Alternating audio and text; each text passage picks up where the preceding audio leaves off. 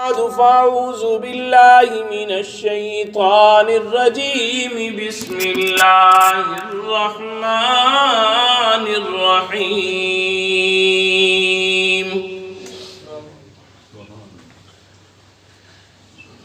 إن الله وملائكته يصلون على النبي يا أيها الذين آمنوا صلوا عليه وسلموا تسليما وقال النبي صلى الله عليه وسلم من صلى علي مرة فتح الله له بابا من العافية صدق الله خالقنا العظيم وصدق رسوله النبي الكريم ونحن على ذلك لمن الشاهدين والشاكرين والحمد لله رب العالمين جب تک نہ زمین میں شمس و قمر کا نظام ہو، جب تک زمین میں شمس و قمر کا نظام ہو، محبوب کبریا پر کروڑوں درود و سلام ہو، جب تک زمین میں شمس و قمر کا نظام ہو، محبوب کبریا پر کروڑوں درود و سلام ہو، جس دل میں بس گئی محبت حضور کی، جس دل میں بس گئی محبت حضور کی، پھر کیوں نہ اس پہ آتش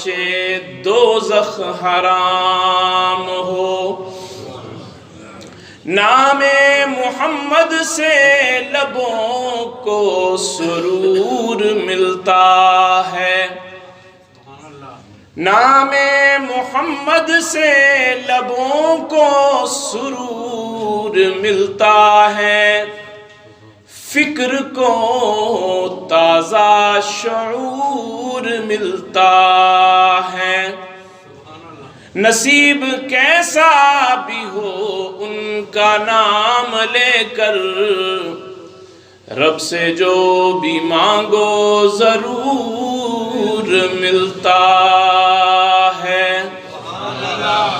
سب حضرات عقیدت اور محبت کے ساتھ نماز والا درود پاک پڑھیں۔ اللہم صلی علی محمد وعلی آل محمد کما صلیت علی ابراہیم وعلی آل ابراہیم انکا حمید مجید۔ اللہم بارک علی محمد وعلی آل محمد کما بارکت علی ابراہیم وعلی آل ابراہیم انکا حمید مجید۔ گرامی قدر سامعین، معزز حاضرین، بزرگوں، دوستوں اور نوجوان ساتھیوں،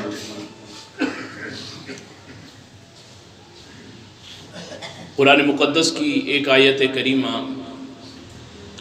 آپ حضرات کے سامنے تلاوت کی ہے۔ دعا ہے خالق کائنات، مالک ارض و سماوات، ہم سب کو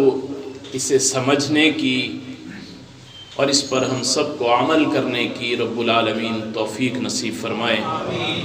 اور رب العالمین ہمارے کہنے اور سننے میں اخلاص نصیب فرمائے۔ رب العالمین نے کلام مقدس میں ارشاد فرمایا، ان اللہ و ملائکتہ یصلون علی النبی، کہ بے شک اللہ اور اس کے فرشتے حضرت محمد صلی اللہ علیہ وسلم پر درود بھیجتے ہیں۔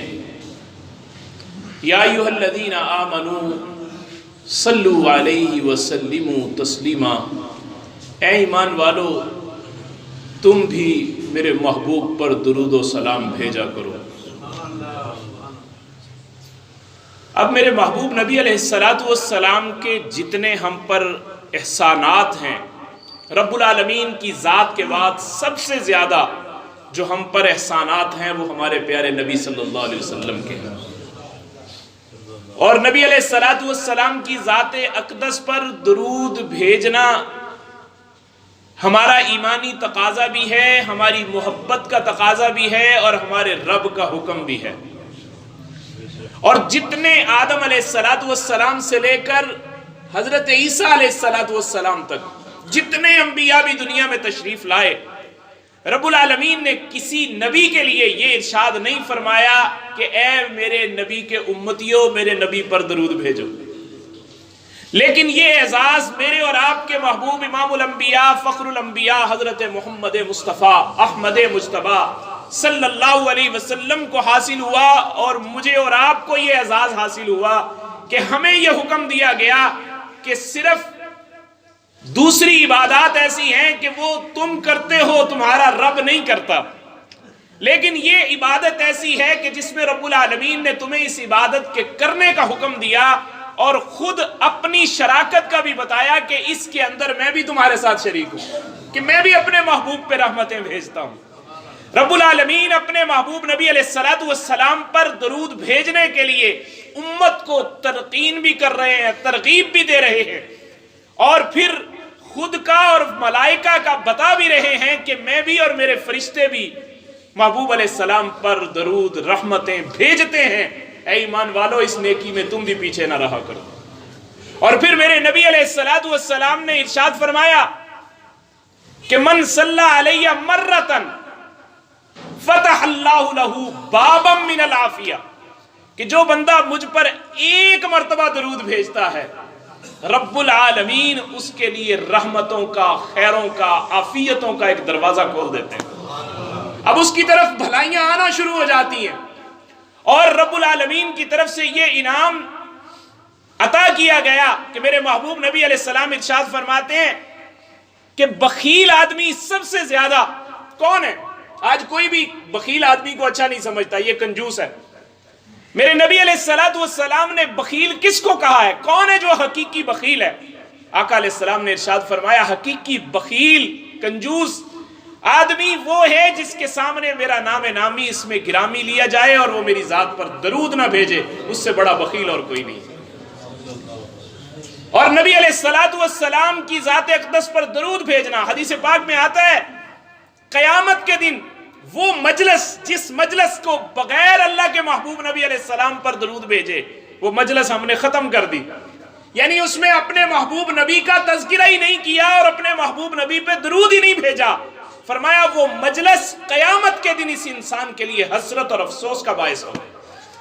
قیامت کے دن اس پر وہ انسان افسوس کرے گا کہ ہائے میرے ہاتھ سے وہ وقت نکل گیا، اگر میں اپنے محبوب نبی کے اوپر اس مجلس کے اندر بھی درود بھیج دیتا تو میرے اوپر اللہ کی رحمتوں کی بارش بھی ہوتی، اور وہ مجلس میرے لیے وبال جان نہ بنتی، میرے لیے رحمت کا سامان بنتی۔ اور آقا علیہ السلام نے ایک اپنے صحابہ اکرام رضوان اللہ تعالی علیہ مجمعین کو بھی اس بات کی ترغیب ارشاد فرمائی کہ دیکھو جب تم اپنی نماز کے بعد اپنے رب سے مانگتے ہو نا تو مانگنے کا انداز تھوڑا سا بدل لیا کرو۔ صحابی رسول بیان کرتے ہیں کہ ایک مرتبہ آقا علیہ السلام مسجد میں تشریف فرمائے، ایک صاحب آئے اور آ کر انہوں نے نماز پڑھی، اور نماز پڑھنے کے بعد جلدی سے ہاتھوں کو اٹھایا اور فوراً دعا کرنا شروع کر دی، اللہم اغفر لی اللہم اغفر لی ورحمنی اللہم اغفر لی ورحمنی، اے اللہ مجھے بخش دے، میرے اوپر رحم فرما۔ میرے محبوب علیہ السلام نے ارشاد فرمایا عجلت ایھا المصلی، اے نمازی تو نے بڑی جلدی کی ہے اپنی دعا کے مانگنے میں، دعا یوں نہیں مانگی جاتی۔ پھر میرے محبوب نبی علیہ السلام نے اس کو دعا کرنے کا سلیقہ سکھایا کہ دعا مانگی کیسے جاتی ہے اپنے رب سے۔ میرے محبوب نے ارشاد فرمایا کہ سب سے پہلے جب تم نماز سے فارغ ہو کر دعا کے لیے ہاتھ اٹھاؤ تو سب سے پہلے اللہ کی حمد و ثنا بیان کیا کرو، اور پھر اس کے بعد میری ذات پر درود بھیجا کرو، اور پھر اس کے بعد اپنے رب سے اپنی ضرورت کو مانگا کرو، رب العالمین تمہاری ضرورتوں کو پورا فرما دے گا۔ تھوڑی دیر کے بعد ایک اور صاحب تشریف لائے، انہوں نے آ کر اسی انداز سے پہلے نماز پڑھی، نماز پڑھنے کے بعد انہوں نے حمد و ثنا کی، پھر درود پاک پڑھا اور پھر دعا مانگی۔ میرے آقا علیہ السلام نے فرمایا اب مانگ، جو تو دعا کرے گا رب العالمین تجھے وہ عطا فرما دیں گے۔ اس لیے کہ دعا مانگنے کا بھی طریقہ، اگر دیکھیں نا، اگر کوئی آدمی بہت سخی بھی ہو لیکن مانگنے والے کو مانگنے کا ڈھنگ ہی نہ آئے کہ مانگا کیسے جاتا ہے، تو دینے والا سخی بھی ہے پھر بھی وہ اس کے دروازے سے خالی آ جائے گا، اس لیے کہ اسے تو مانگنے کا ڈھنگ ہی نہیں۔ میرے رب نے محبوب علیہ السلام کے ذریعے سے امت کو سکھایا کہ اپنے رب سے مانگا کیسے جاتا ہے۔ مانگنے کے لیے ضروری ہے کہ میرے محبوب کی ذات اقدس پر درود پڑھ دیا کرو، اللہ تمہاری دعاؤں کو قبول فرما لیں گے۔ اور حدیث پاک میں آتا ہے وہ دعا جس دعا میں تم نے میرے محبوب نبی پر درود نہیں بھیجا، فرمایا وہ زمین اور آسمان کے درمیان معلق رہتی ہے، لٹکی رہتی ہے۔ جب تک وہ انسان درود نہیں پڑھتا وہ دعا قبولیت تک نہیں پہنچتی، رب العالمین اس کو قبول نہیں فرماتا۔ تو اس لیے آج ہماری زندگی کے شب و روز اپنی ایسی مصروفیات کے اندر ہم لگے کہ ہم نے اپنے محبوب نبی کو بھلا دیا، حالانکہ ہمارے نبی نے تو ہمیں کسی میدان میں بھی نہیں بھلایا تھا۔ آپ دیکھیں نوح علیہ السلام طوفان کے اندر ہیں، کشتی کے اندر ہیں، اور ان کی کشتی زمین پر چل رہی ہے اور زمین کے اوپر کشتی چل رہی ہے ان کی، اور اس طوفان کی حالت کے اندر بھی وہ اپنی امت کے لیے کیا کہہ رہے ہیں؟ ربی لا تذر علی الارض من الکافرین دیارا، اے اللہ میری اس امت میں سے کسی کافر کو، کسی سرکش کو چھوڑنا نہ، آج سب کو تباہ و برباد کر دو۔ اور میرے محبوب نبی علیہ السلام کی جب باری آئی تو میرے محبوب نبی علیہ السلام زمین پر نہیں ہے، بلکہ رب العالمین نے آسمانوں پر بلایا، اور بلا کر جب عرش پہ پہنچتے ہیں تو وہاں جا کر بھی اپنی امت کی ہلاکت اور بربادی کے لیے دعا نہیں مانگی، بلکہ کہا اللہم اغفر لی امتی، اے اللہ میری امت کی مغفرت فرما دے۔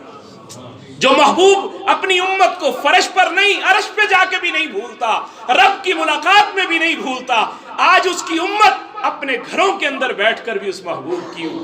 ذات کو بھلائے بیٹھی ہے۔ آج ہماری مجالس میں اپنے محبوب نبی کا تذکرہ نظر نہیں آ رہا، ہماری مجالس اپنے محبوب نبی کے تذکرے سے خالی ہے،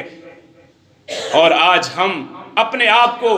کہتے ہیں کہ ہم عاشق رسول ہیں، لیکن کبھی ہم نے موازنہ کیا کہ میں نے آج کے دن میں اپنے محبوب نبی کی ذات پر کتنی مرتبہ درود بھیجا ہے؟ جس کا اللہ نے مجھے حکم دیا تھا میں نے اس عمل کو کتنی بار کیا ہے؟ کبھی ہم نے اس کا جائزہ ہی نہیں لیا، کبھی غور ہی نہیں کیا۔ ہم اپنے دوسرے کاموں کے لیے وقت نکالتے ہیں، لیکن آج افسوس سے کہنا پڑتا ہے اگر ہمارے پاس وقت نہیں ہے تو محبوب علیہ السلام کی ذات اقدس پر درود پڑھنے کے لیے وقت نہیں، باقی سارے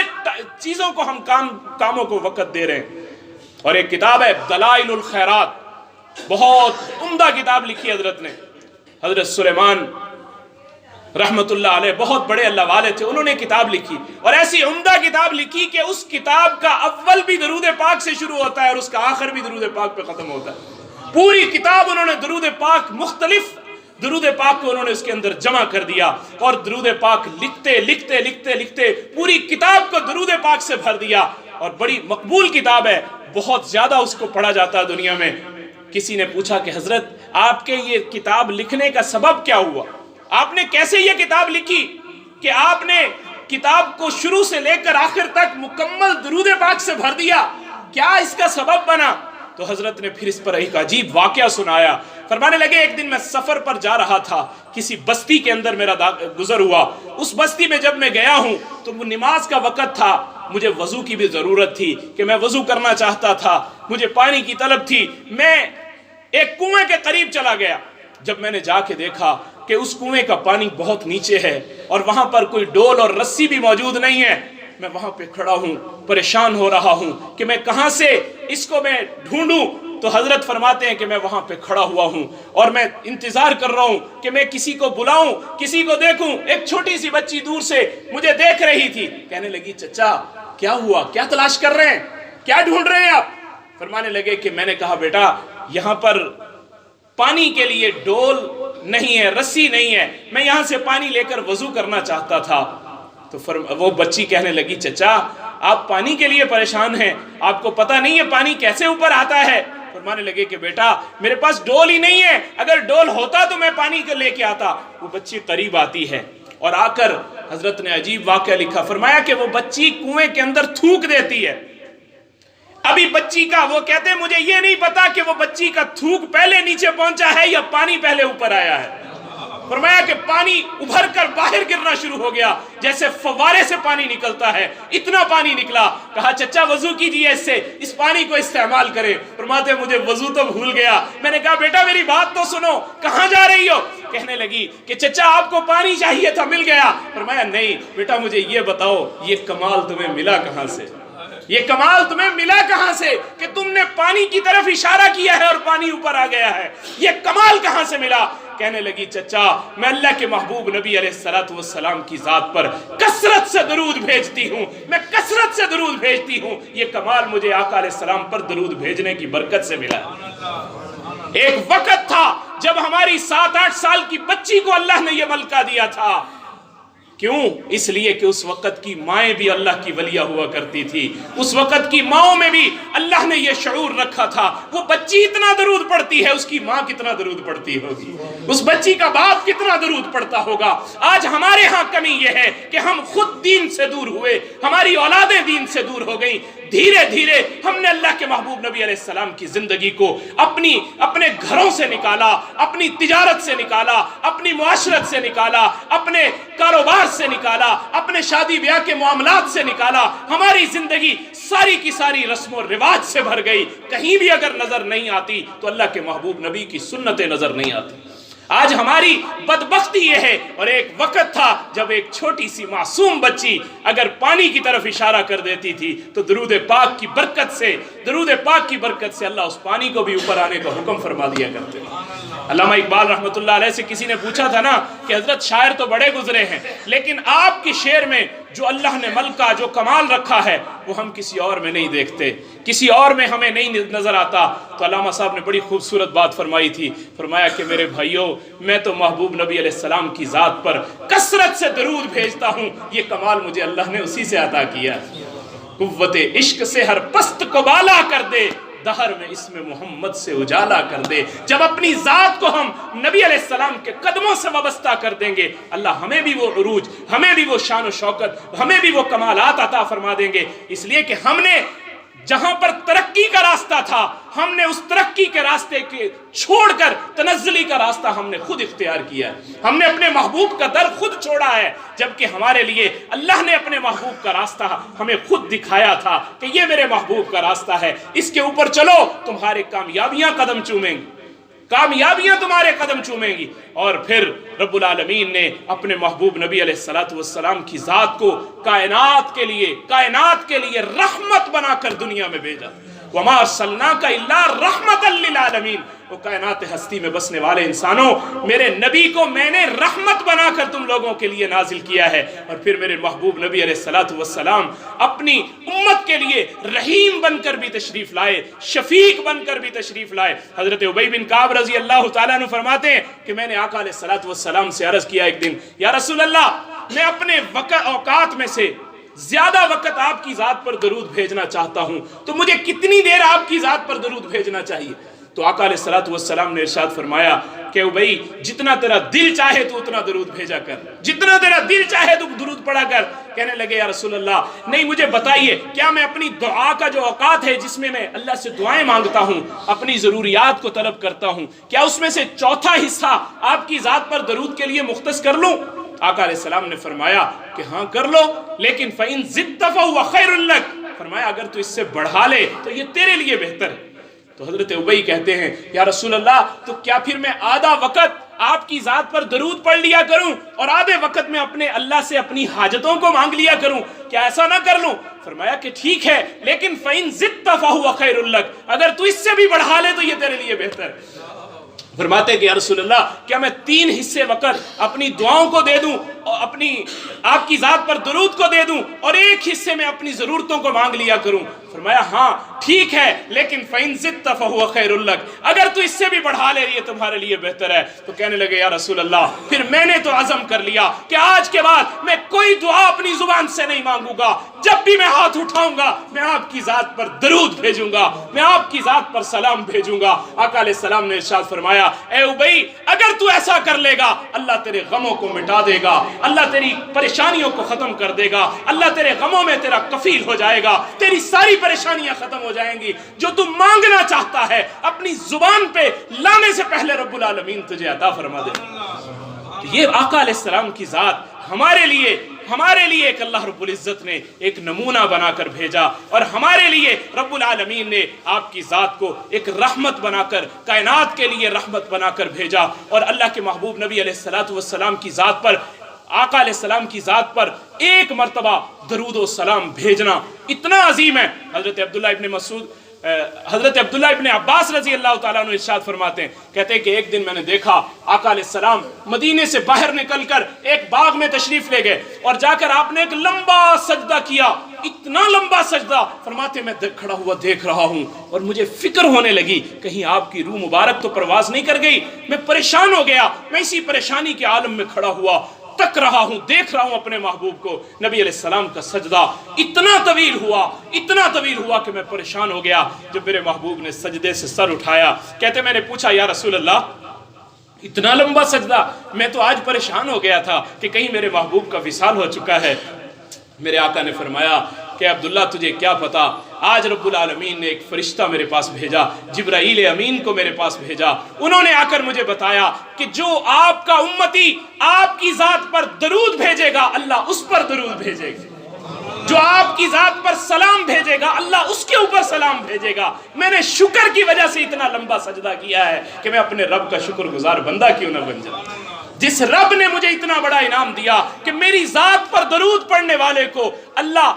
خود درود پڑھ رہے ہیں، جو میری ذات پر سلام بھیج رہا ہے اللہ اس پر سلام بھیج رہے ہیں، تو میں اپنے رب کا شکر ادا کرنے کے لیے اتنے لمبے سجدے کو انجام دے رہا ہوں۔ اور ایک روایت میں آتا ہے میرے محبوب نے ارشاد فرمایا کہ 10 اللہ رب العزت کی طرف سے 10 رحمتیں اس بندے کو عطا کی جاتی ہیں جو میرے محبوب کی ذات پر ایک بار درود بھیجتا ہے، اور 10 گناہ اس بندے کے معاف کیے جاتے ہیں جو ایک مرتبہ درود بھیجتا ہے، اور 10 درجات اس بندے کے بلند کیے جاتے ہیں جو میرے محبوب پر ایک مرتبہ درود بھیجتا ہے۔ اور جس کے صبح و شام نبی علیہ السلام کی ذات اقدس پر درود پاک کے اندر لگ جائیں، اس کی پھر ضرورتوں کے اندر اللہ کیسے کفیل نہیں ہوں گے، اس کی دنیا کی ضرورتوں کو اللہ کیسے پورا نہیں کریں گے۔ یہ ہو ہی نہیں سکتا کہ وہ بندہ اپنے رب سے مانگے اور اللہ اس کی ضرورتوں کو پورا نہ کرے۔ اسی لیے تو کسی نے کہا کہ نام محمد سے لبوں کو سرور ملتا ہے، نام محمد سے لبوں کو سرور ملتا ہے، فکر کو تازہ شعور ملتا ہے۔ نصیب کیسا